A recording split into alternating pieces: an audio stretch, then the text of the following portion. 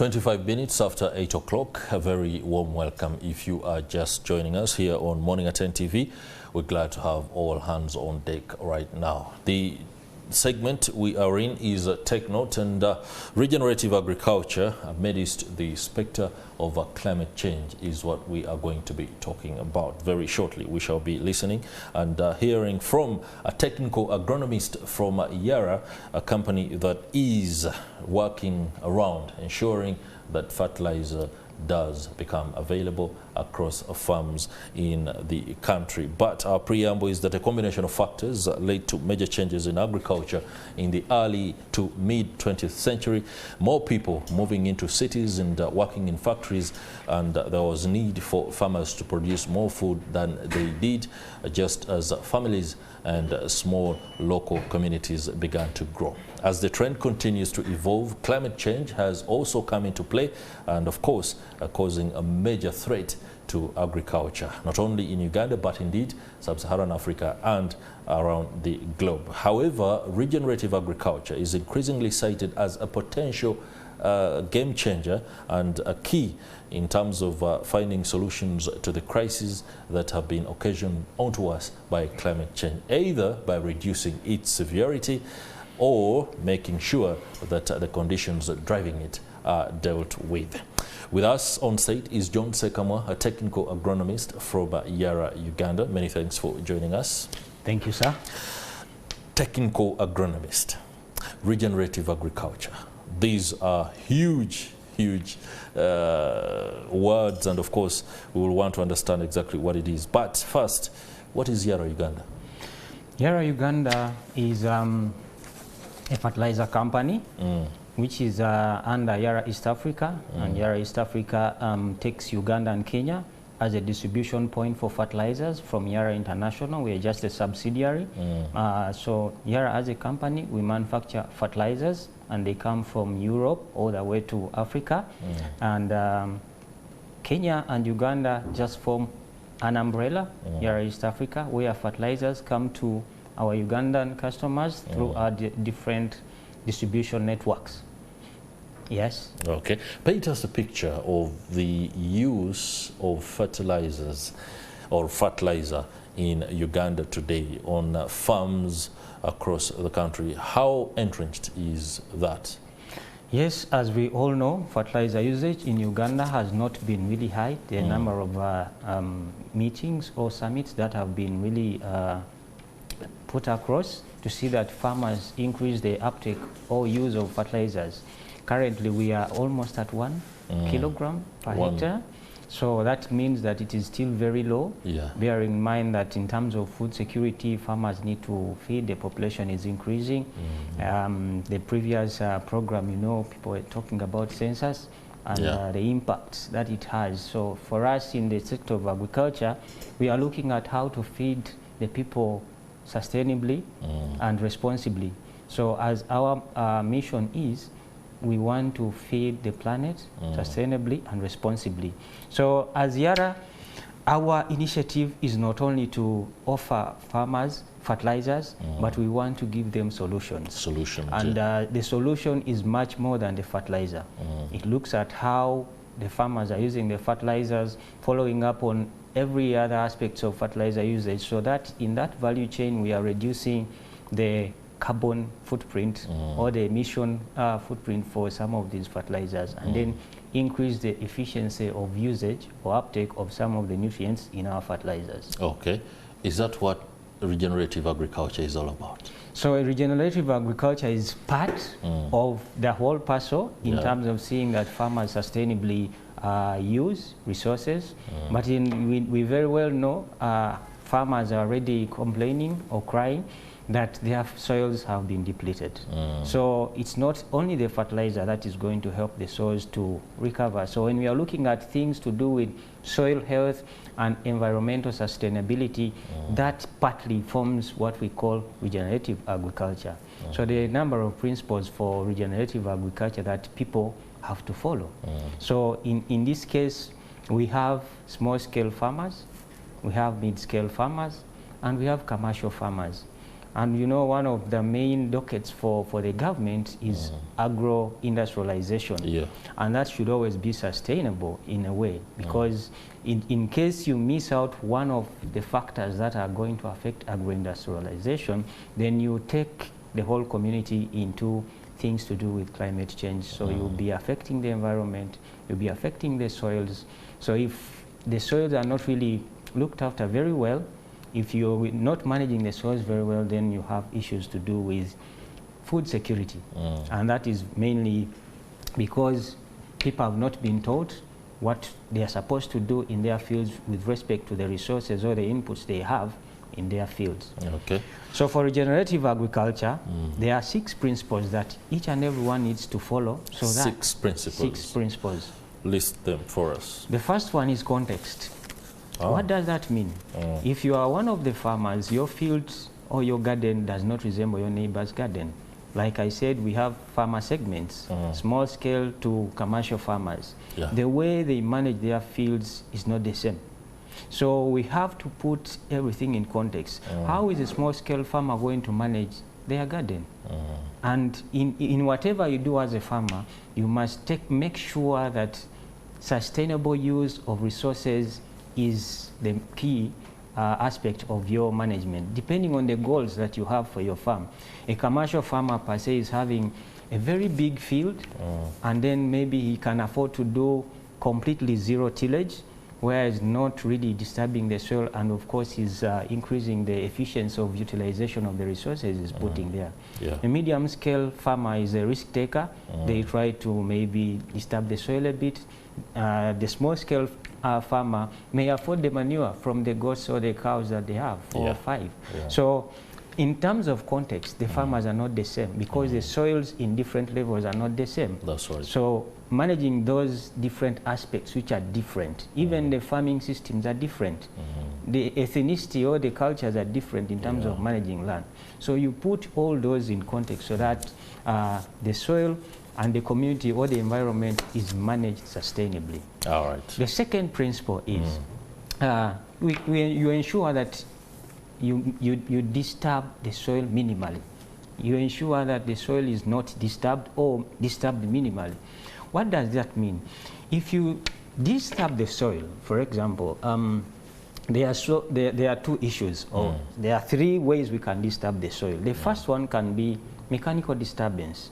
If you're using tractors, plows, you're turning the soil, and then you're breaking down the organic matter. It's a very crucial aspect in terms of environmental or climate change, because if this organic matter is broken down, then you're releasing carbon dioxide in through the atmosphere, which is going to contribute to global warming. That's not what we want.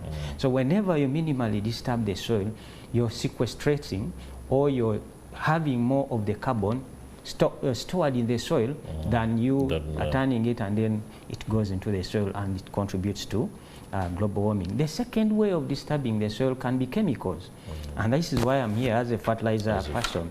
We can use we have fertilizers.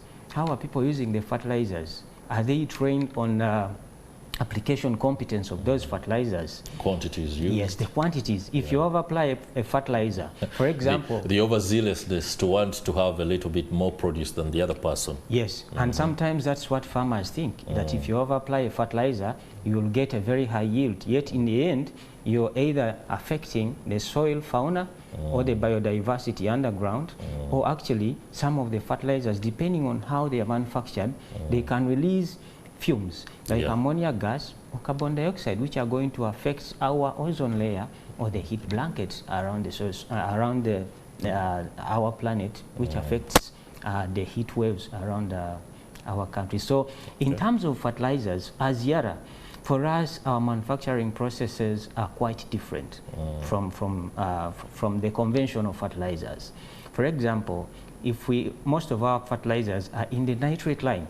The nitrate line is not going to release ammonium ions, neither is it going to release the acids into the soil, which are going to affect the productivity of the crops and survival of some of the organisms there.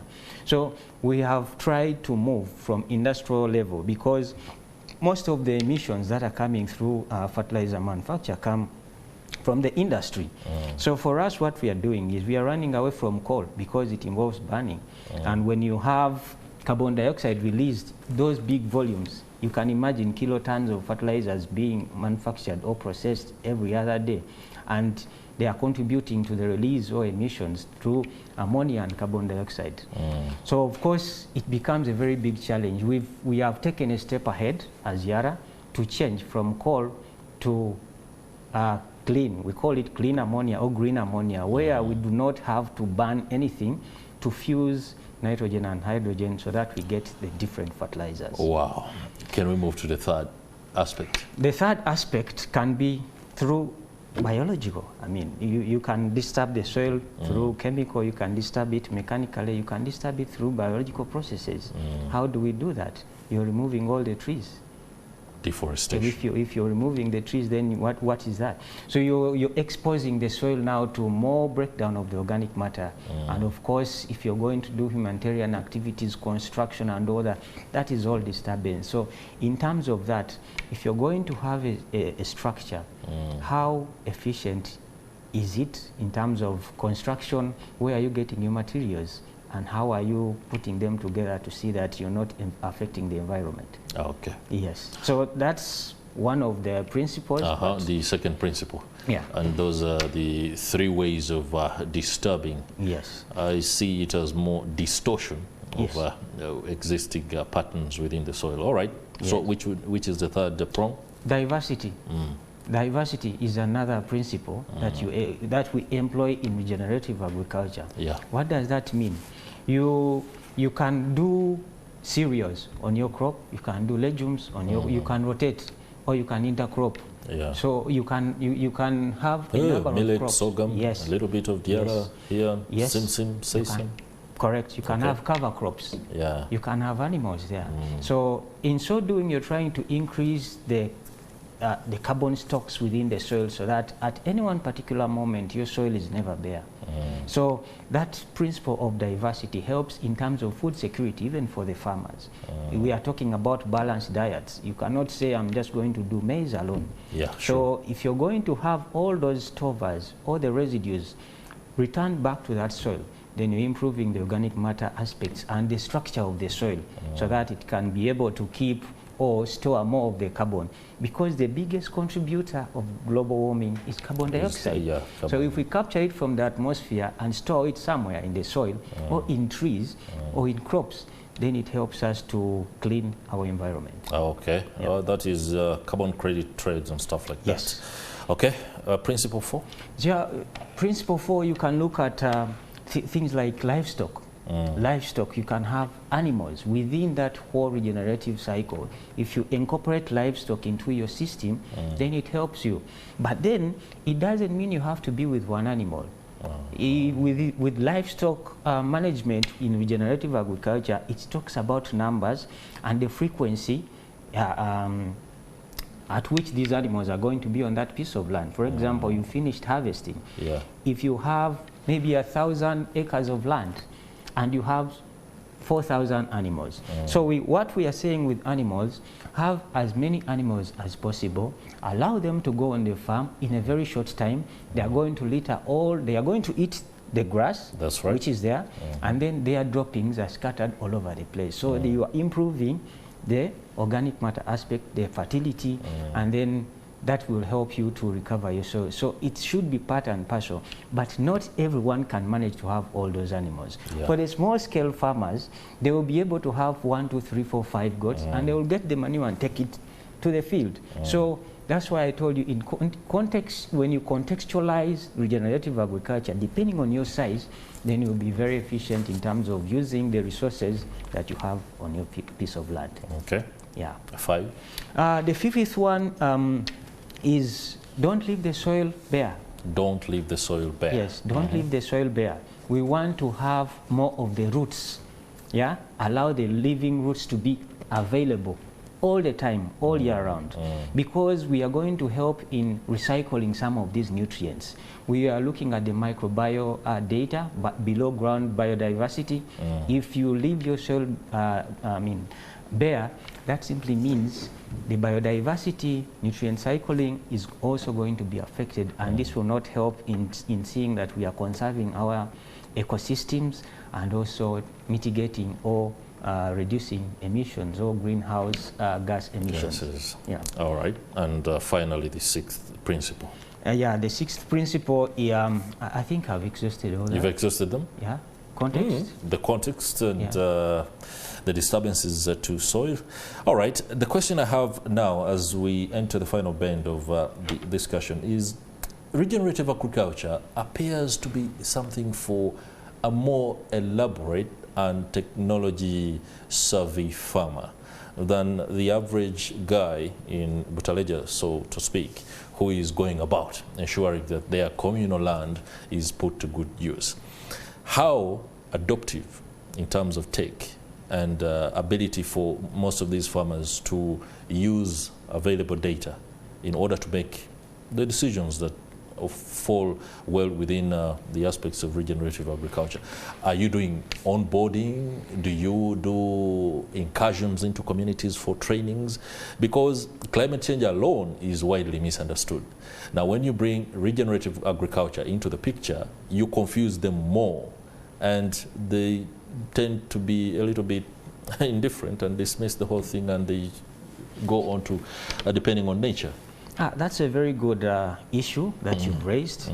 Yeah, now, like I said, context is very important. Very important, yeah. As Yara, we train farmers on all aspects of soil health and regenerative agriculture, because you cannot, those two are married, more or less. Soil health and regenerative agriculture. For example, if a farmer is going to buy a Yara fertilizer, they need to know how much is supposed to be used for that crop, when, which quantities, and where exactly. And we also have organic fertilizers. How do you incorporate? So in terms of soil fertility, integration is very important. If you have inorganic fertilizers and organic, how are you going to use them? And how do you manage? If you're using a hoe, do you have goats?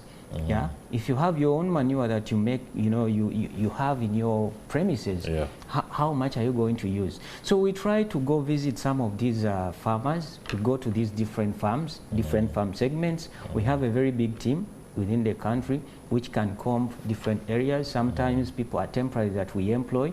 After training them, they go out and then roll out the trainings on the same. All right. Thank you very much, Mr. John Sekamwa, technical agronomist with Yara Uganda, and of course, very, very informative submission there on regenerative agriculture and how farmers across the country can beat the specter of climate change. Thank you very much. All right, let's now transition into what we expect to be the story of the day. That will be the announcement by the Uganda Bureau of Statistics, and exactly the figures, the numbers, the statistics in terms of Uganda's population. The very last time we heard from Chris Mokiza, the Executive Director, we were at 45 point something as far as the statistics are concerned. Maybe the substantive statistics will be higher, or there has been some deductions. That is all down to the officials there. Our very own Stephen Mbide is on ground to check the temperature before the news is brought onto the television sets as well as the airwaves. But that will be coming up. Do stay with us. After the break, Stephen Mbide will be coming on hand to give us that information.